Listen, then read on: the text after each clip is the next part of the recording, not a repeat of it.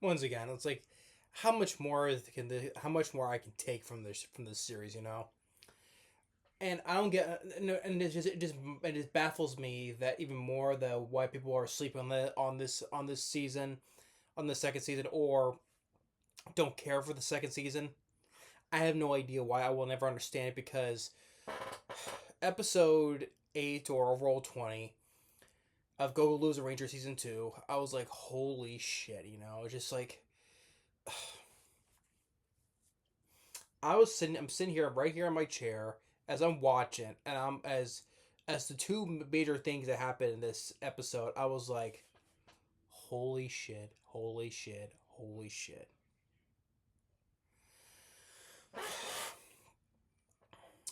I mean, this show. I mean, like as much as you know, as much as I enjoy the series though, Cologne, generic romance, I still have to put a slightly above this though, because of everything, with all the twists and all the mystery.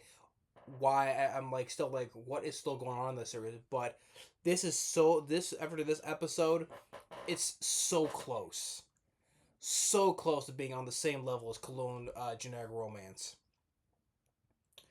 Because okay, now after what Isuo Kubo invites Hisui and D to go to see this the Monster Protection Society, right?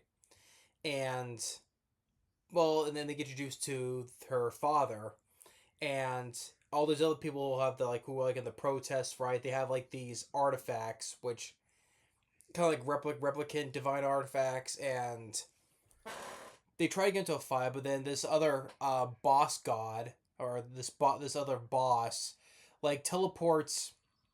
Well, first like for D, he has the father by the neck by his lightsaber, right? And then the boss monster comes in, teleports them both basically to the father's office. And when he gets the lightsaber from him, he slashes and realizes he's a fighter. And the father just really just gushes over him because he's a fan. Because how they prefer monsters, they always want to protect the monsters. So he's a fan of his. So it's like, hey, sign my lab coat, please.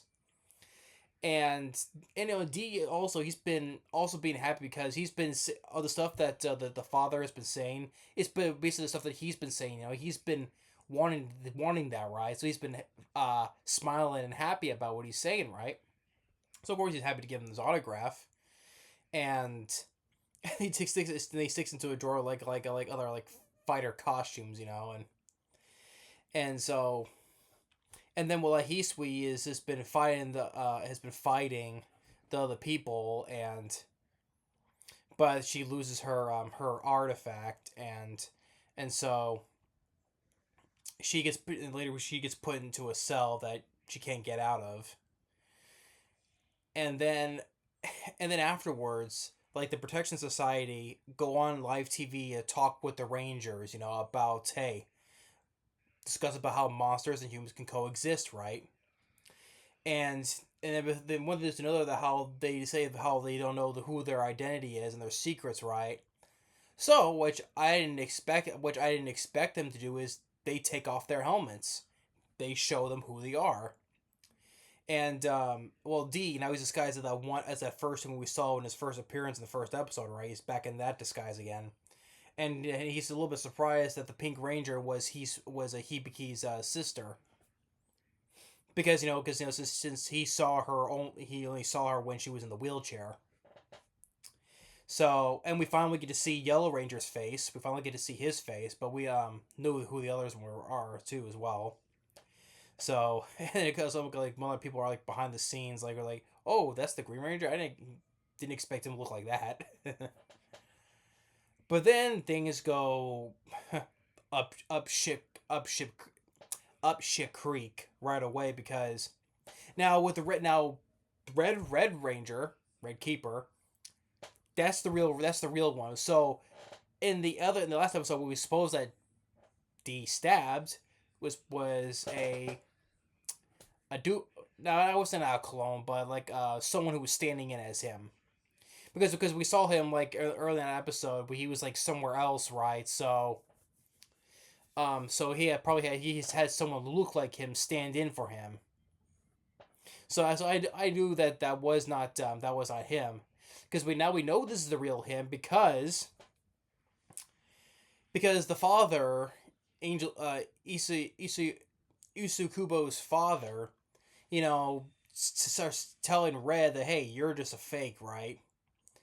And that's how we know it's the Red, because Red just loses it on TV, crushes the guy's hand, and then just yanks off his arm. You know, he just literally just pulls the guy's arm off and just tosses it on live TV. And I was like, holy shit. Because now I know that's Red, because we know how unhinged he is. He's, like I said, he's an unhinged psychopath. It's like, don't ever call me poor, okay? You're nothing to me, all that stuff, right? And I guess the other Rangers were kind of surprised he did that on TV. And, but what I mean about, now why, of course, no, first of all, why I also think, also why I thought the previous Red one was an imposter or a stand-in, right? Because by the end of this episode, we see the Rangers transform, right? It's like, hey, transform! And then they transform in their costumes, right? Well, we saw, but when D, the one guy who supposedly type, he was like taking off the whole costume, right? I mean, yeah, they could take off their helmets though, but it's just like,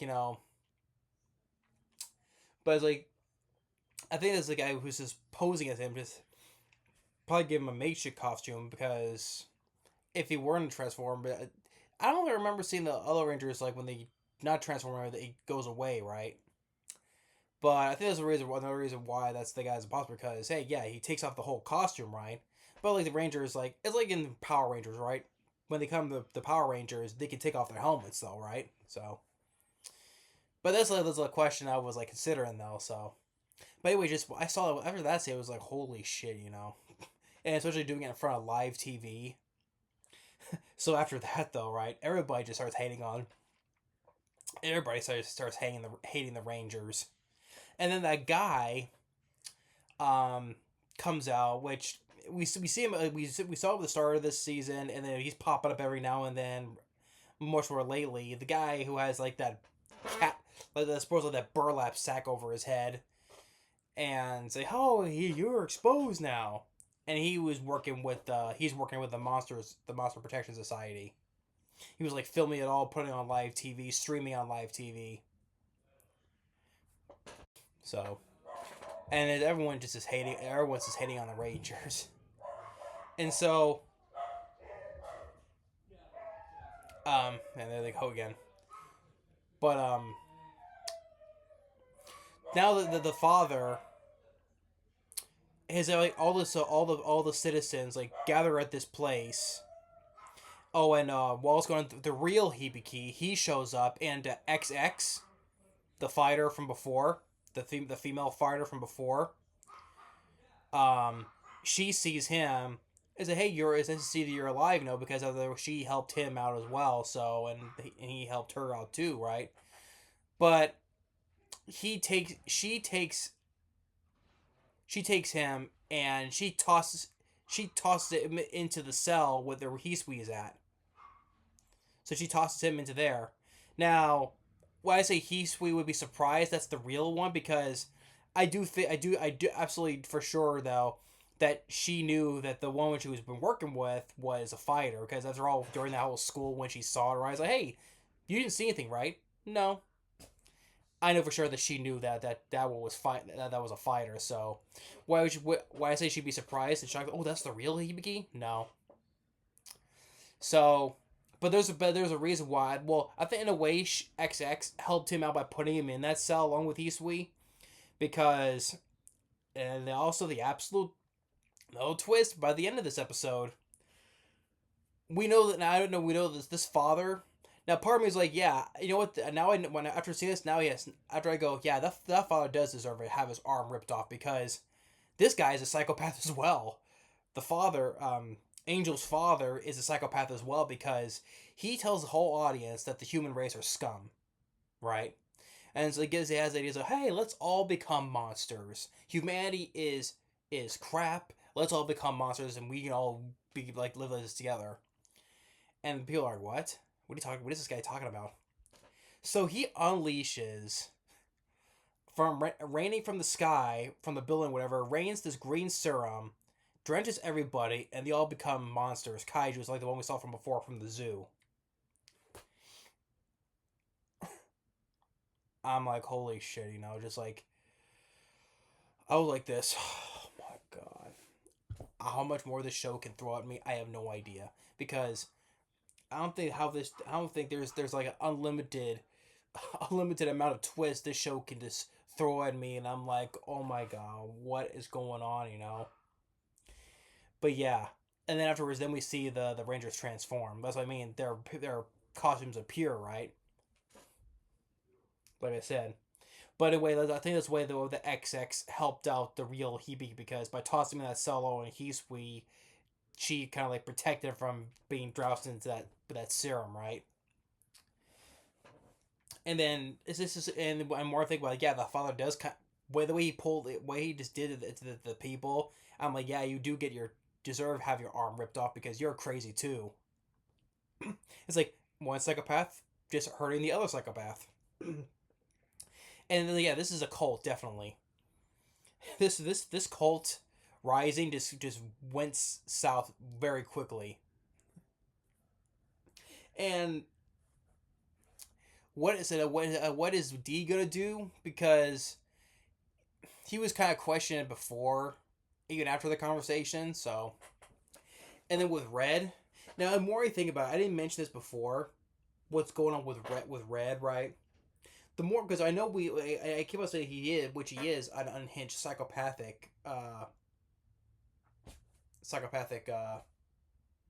disturbed individual, right? He's crazy. We all know that, right? It just kind of reminds me from, I didn't mention this name though, but he does absolutely is exactly kind of in a way like Homelander. The Homelander who was the character from the show The Boys with Carl Urban and Jack Quaid. Yeah, the superhero series The Boys with Homelander.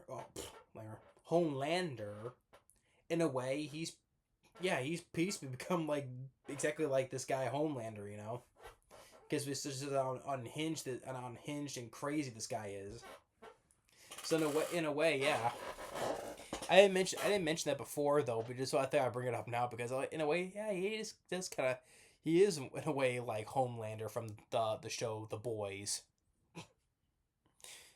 I didn't watch the show all the way through, but I've seen bits and pieces of it. But I've seen the bits where Homelander goes crazy. I only watch the bits because I like Carl Urban, you know, and I know that Simon Pegg, he makes an appearance in that show as well. So, but yeah, this has been absolute peak of absolute of going shit creek without a paddle in a way. This show is, I don't know, like I said, after this episode, I just don't get why the anime community are just not really favoring this second season of Go Go Loser Ranger. I have no idea why, and I don't understand it. Because after this episode, this has been absolute peak of the series. Full of crazy, batshit insane scenes, especially as I said, like Red going Homelander and ripping the guy's arm off. Which now I think, but now by the end of this episode, yeah, the guy did deserve it. And then him and his cults transforming everybody into monsters. Hey, humanity is poison. You're all scum and all that way. Let's all become monsters and we can live together like it. Jesus Christ, man. I just can't believe this. What's going? I just have to wait. I know time goes by fast, but I just want after this. I just want to see what's going to happen next. My God. So yeah, but season 2 of Go Lose a Ranger. My God. This is definitely 10 out of 10. Beyond that. Yeah, but I just love the series. Season 2 is definitely proven to be better than the first season, without a shadow of a doubt for me. But anyway, thanks for watching. And after this, anime month will start after this. So I hope you all looking forward to that. So I hope you're looking forward to more series of anime reviews and a couple more movie reviews like I usually do for my birthday month of June / anime month. So thanks for watching, and see you on the start of Anime Month. Later.